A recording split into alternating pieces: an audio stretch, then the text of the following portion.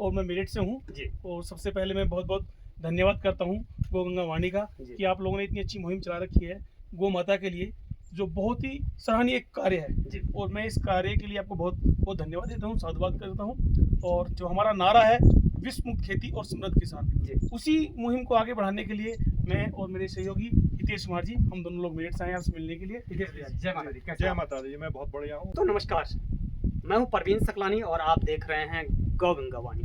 तो दोस्तों, मैं आज हूं उत्तराखंड के टिहरी गढ़वाल माँ सुरकुंडा देवी मंदिर के पास, रायपुर देहरादून वाली रोड निकलती है जो, उसी के पास में मेरा निवास स्थान है। उस जगह पर मौजूद हूं और कुछ दिनों से एक भाई मुझे लगातार फ़ोन कर रहे थे मेरठ से फ़ोन करने का जो वजह था, एक खेती को लेकर। एक दिन मैं पेड़ लगा रहा था अपने खेतों में, सेब के पेड़। तो जब सेब के पेड़ लगा रहा था तो उन्होंने मेरे को देखने के बाद उन्होंने मुझे फ़ोन किया कि सर हमें आपसे मिलना है। तो आज वो मिलने के लिए यहाँ पहुँचे हैं और क्या कुछ किसान भाइयों के लिए बताने वाले हैं। आज उन्हीं से बात करते हैं, चलते हैं और उनसे मिलते हैं और आपकी मुलाकात करवाते हैं। कैसे जय हैं माता आप? दी, बहुत बहुत बढ़िया। बहुत आपका बहुत शुभ स्वागत। नाम? मेरा नाम ओमेंद्र है और मैं मेरठ से हूँ। जी। और सबसे पहले मैं बहुत बहुत धन्यवाद करता हूँ गौ गंगा वाणी का जी। कि आप लोगों ने इतनी अच्छी मुहिम चला रखी है गौ माता के लिए, जो बहुत ही सराहनीय कार्य है। जी। और मैं इस कार्य के लिए आपको बहुत बहुत धन्यवाद देता हूँ, साधुवाद करता हूँ। और जो हमारा नारा है विश्व मुक्त खेती और समृद्ध किसान, जी। उसी मुहिम को आगे बढ़ाने के लिए मैं और मेरे सहयोगी हितेश कुमार जी, हम दोनों लोग मेरठ से आए हैं आपसे मिलने के लिए। हितेश भैया, जय माता दी। कैसे जय आप? माता दी। मैं बहुत बढ़िया हूँ और बहुत शुक्रगुजार हम लोग हैं कि आप एक इतनी अच्छी मुहिम चला रहे हैं और आपने हमें समय दिया, हमने आपको कॉल किया था।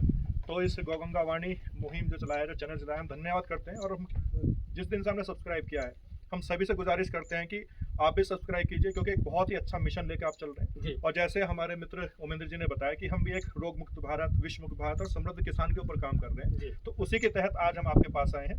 तो आपकी जो खेती है, जी। हमने आपका वीडियो देखा था, आपने एक सेब के कुछ बागान के अंदर अपने पेड़ लगाए थे। जी। जी। तो उस दिन हमने विचार किया था कि आपके पास जाकर हम अपना विचार भी आपके साथ रखें और आपकी मुहिम के साथ अपनी मुहिम को भी हम लोग जोड़ें। तो आज हम देखते हैं कि हमारे पास कुछ चीज़ ऑर्गेनिक है, जिससे किसान जी। केमिकल को छोड़कर प्राकृतिक रूप में, जैसे हमारे भारत सरकार ने भी इस साल कहा है कि हम प्राकृतिक खेती पे बहुत अच्छा ध्यान देंगे, तो उसी चीज़ पर हम लोग ध्यान देने आए हैं। तो कुछ चीज़ हम आपको बताना चाहते हैं और आपकी खेती के अंदर आपको कुछ मदद करना चाहते हैं। पहले आप सबका बहुत बहुत धन्यवाद, आप यहाँ आए और मेरठ से ये भैया पहुँचे हैं एक वीडियो बनाने के लिए, और आप लोगों के लिए भी कुछ खास लेकर आए हैं। क्या कुछ खास उसमें है? पहले मैंने इन लोगों को कहा कि भाई आप लोग जब आएंगे तो आप मेरी खेती में ही ट्राई करें, क्योंकि यदि वो खेती खराब होती है ना तो मेरे को नुकसान होगा, मेरे किसान भाइयों को नुकसान नहीं होगा। यदि हमारे किसान भाइयों को नुकसान होगा ना तो उसकी भरपाई मैं नहीं कर सकता। तो मैंने सोचा क्यों ना, मेरा खेत खुद का है और हमारे खेत में इस समय गोभी की खेती हो रही है, तो पहले मैं ट्राई गोभी की खेती पर करूं और फिर मैं सेब के जो हमने जो बाग लगाया उस पर मैं आगे ट्राई करूंगा, क्योंकि पहले मैं इसका रिजल्ट देख लेता हूं। यदि इसका रिजल्ट बेहतर होता है तो आगे के लिए मैं इनको फिर दोबारा देवभूमि उत्तराखंड बुलवाऊंगा और आप सबसे भी मुलाकात करवाऊंगा, क्योंकि लगातार केमिकल की होती हुई खेती से हम लोगों को बड़ा नुकसान हो रहा है। हमारी उम्र जहां 100 साल होती थी, आज वो 50 साल हो गई है। इसका कारण क्या है? हम केमिकल से उगाई हुई खेती को जब हम खाएंगे तो हमारी बॉडी में डेफिनेटली है कि नुकसान तो होगा ही होगा। गलत कह रहे हैं? बिल्कुल सही कह रहे हैं। सही कह रहे हैं आप। तो हमें स्वस्थ रहना है, मस्त रहना है, अब निरोगी रहना है, तो हमें ऑर्गेनिक खेती पर ध्यान देना होगा। और यदि ये रियल में कारगर साबित होती है तो आप लोग इसको ज़रूर यूज करें। तो अब बताते हैं कि किस तरीके से वो दवा को यूज करेंगे। दवा का नाम एक बार ही बता दीजिएगा भैया, दवाई का नाम है क्या? उसको हम चमत्कारी पुड़िया भी कहते हैं। एक जी। हमारा बहुत छोटा सा एक पाउच है, जी। जिसके अंदर 6 ग्राम एक ऑर्गेनिक हमारा एक फर्टिलाइजर आता है, जी। जो कि बहुत रिसर्च और बहुत मेहनत के साथ बनाया गया है। जी। ठीक है ना। तो वो एक छोटा सा पाउच है जिसको हम भूमि सुधा के नाम से कहते हैं। ये भूमि के लिए एक अमृत जो चीज़ है, क्योंकि आज की डेट में क्या कर रहा है, केमिकल के वजह से हमारी भूमि भी खराब होती चली जा रही है। जी। और भूमि पे जो भी कुछ उगता है, जिसको चाहे हम खाएं जी। चाहे हमारे जानवर खाएं, जी। दोनों ही की सेहत के अंदर आज गिरावट आ रही है। जी। तो हम उसी चीज़ के ऊपर काम कर रहे हैं। तो हम देखते हैं उस चीज़ को, हम देखते हैं कैसे हम उसको यूज़ कर सकते हैं, कैसे हमारे किसान भाई होते हैं उसको बचा सकते हैं। जी। है ना। तो एक बार देखते हैं और उसको फिर अप्लाई करते हैं। जैसे जैसे अभी दोस्तों, मैं एक चीज़ और कहना चाहता हूँ। काफ़ी समय से, लगभग 2-3 सालों से हमारी जो गोभी की खेती है ना कम हो रही है, और मेरे माताजी मुझे लगा दवाई का पता करो कि इस गोभी की खेती में कैसे सुधार आएगा। तो मैंने माता जी को बोला कि दवाई हमें यूज़ नहीं करनी है, क्योंकि ये सारा केमिकल होता है। आप अपने गोबर को यूज़ करो, और गोबर की खेती जितनी भी होती है थोड़ा होगी, मगर हम अच्छी होगी तो हमारे स्वास्थ्य के लिए फ़ायदादायक होगा। हम बेचने लायक ना कर पाएँ, मगर अपने लिए भी हो जाएगा तो बहुत है। तो मम्मी लगातार 3-4 सालों से वही खेती कर रहे थे। तो फिर अभी मैंने सोचा चलो भाई, इन्होंने बोला कि ऑर्गेनिक है और क्या कुछ है, तो मैंने सोचा कि चलो इन्हें बुलाते हैं और क्या कुछ होता है तो धरातल में दिखाते हैं ग्राउंड जीरो से। तो चलो भैया, अभी दवाई बनाते हैं और उसके बाद आगे खेती पे भी दिखाएंगे किस तरीके से उसका छिड़काव होता है। बने हुए हमारे साथ। तो दोस्तों, अभी फिलहाल इन्होंने मुझे कहा कि इस पर पानी भर देते हैं, तो पानी मैंने भरकर इस पर रख दिया है और ये टैंक 16 लीटर का लगभग हमारा भर चुका है। तो बताइए सर, अब क्या कुछ आप करने वाले हैं और हमारे किसान भाइयों को क्या कुछ बताने वाले हैं? बिल्कुल, अभी हम क्या करने वाले हैं कि भूमि सुधा का हमारा पाउच है जी जी। इस पाउच को हम खोलेंगे और खोल के हम इसको इस तरह से इसके अंदर पूरा का पूरा मिला देंगे। ठीक है, मिलाने के बाद इसको हल्का सा हम क्या नाम थोड़ी देर रुकेंगे जिससे पूरी तरह से घुल जाए। जी जी। जब घुल जाएगा तो इसका रंग गाढ़े काले रंग का हो जाएगा, है ना, तो ये हमारा एक जैविक तरल तैयार हो जाएगा। जी। मैं गुजारिश करता हूँ, आप देखिए इसका कलर किस तरह से थोड़ा थोड़ा चेंज हो रहा है। ये अभी देखिए, अभी पहले पानी था, आप देखिए बिल्कुल काला हो गया है। ये जैविक खाद, जैसे अगर आप देखते हैं जो पुरानी गोबर की खाद होती है, जो पुराना गोबर होता है, जब उसमें पानी डालते हैं तो उसका कलर भी ऐसी हो जाता है। तो सेम ही बिल्कुल गोबर की खाद की तरह इसका तरल पदार्थ तैयार हो गया है। और अभी 10 मिनट हम वेट करेंगे और उसके बाद हम इसका छिड़काव करेंगे अपनी फसलों पर, और उसके बाद आगे की हम वीडियो दोबारा अपलोड करेंगे। तब तक वेट करते हैं। तो अभी इसको हिलाना भी होगा कि ये हिल चुका है? नहीं, इसको अगर थोड़ा सा हिलाना चाहे तो आप हिला सकते हैं, नहीं तो 10 मिनट के अंदर धीरे धीरे अपना आप ये तो घुल थोड़ा जाता है। हिलाइएगा भैया इसे, हाँ, हल्का सा इस तरीके से का कलर थोड़ा देखते हैं किस तरीके का होता है। और इसको थोड़ा ऐसे हिलाएंगे हम, और हिलाने के बाद ये थोड़ा तेजी से घुलेगा। अगर हम इसको बाहर से ऐसा हिलाते हैं तो जल्दी घुल जाएगा, और हिलाते नहीं है तो 10 मिनट का समय लगता है इसको घुलने में पूरा, क्योंकि क्रिस्टल फॉर्म में होता है, बहुत महीन होता है। अभी हमारा जल्दी घुल गया है। जो टाइम 10 मिनट का था वो 5 मिनट ही लगेगा, और 5 मिनट बाद ये हमारा तरल तैयार हो जाएगा, और फिर हम इसका छिड़काव करेंगे। अब इस वीडियो को हम पूरा दिखाने वाले हैं, तो बने रहे मेरे साथ। क्या कुछ आगे की खबर होगी उसको आप ध्यानपूर्वक देखें। तो दोस्तों, अभी 10 मिनट पहले हमने इस पर दवाई मिलाई थी, और दवाई मिलाने के बाद अब इस पर ढक्कन लगा दिया, और ढक्कन के बाद ये बिल्कुल अब तैयार हो चुका है।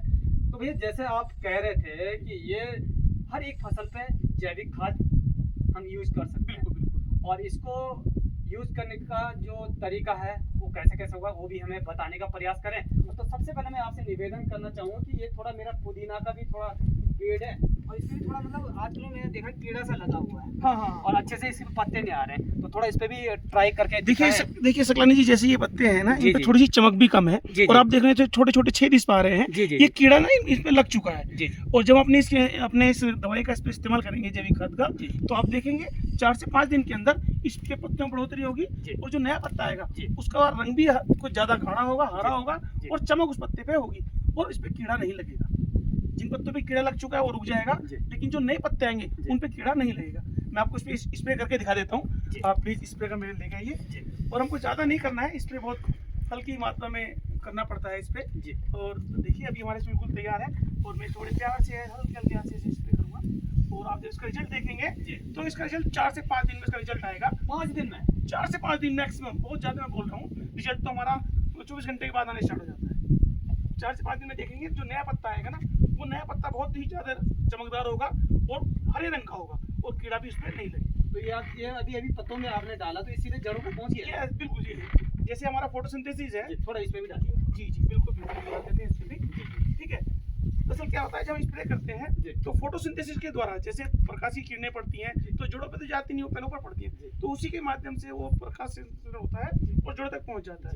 सेम प्रोसेस हमारे तरल का भी है। जब हम छिड़काव करते हैं तो वो पत्तों के माध्यम से तनों के होते हुए जड़ों तक पहुंच जाता है, और जड़ों पहुंच जाता है तो हमारी मिट्टी को और ज्यादा उपजाऊ और उसका खत बढ़िया करता है। मैं गोभी की खेती पे जाने वाला हूँ, ये हमारी गोभी का खेत है। जी आप वहाँ पे देखिए, मैं थोड़ा सा एक बार आपको बता देता हूँ, ये हमारा जो ना दवाइयाँ नहीं है, ये न्यूट्रिशन है। न्यूट्रिशन क्या है कि जो सप्लीमेंट्स देते हैं, हाँ वो खा देंगे, होता है।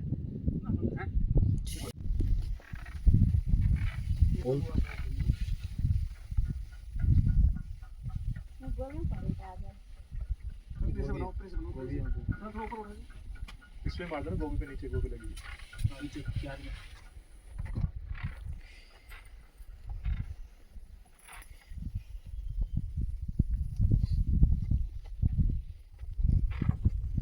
बता दूं कि आज मुझे मौका भी मिला कि आप लोगों को मैं अपने खेत भी दिखा पाऊँ इस बहाने हैं। तो ये आप लोगों का ही प्यार है, जब आप हमारी वीडियो को शेयर करते हैं ना तो ऐसे लोग मिल जाते हैं हमें, जहाँ हमारा काम फ्री में हो जाता है। ये फ्री में हो रहा है ये सब कुछ, इसमें मुझे कोई पैसा नहीं देना पड़ रहा है, मगर आप लोगों को पैसा देना पड़ेगा। तो ठीक है सकलानी जी, मैं अभी थोड़ा इस पे कर देता हूँ आपके इस पे, ठीक है, और आप देखिएगा तो रिजल्ट बहुत जल्दी आएगा, बहुत जल्दी रिजल्ट आएगा।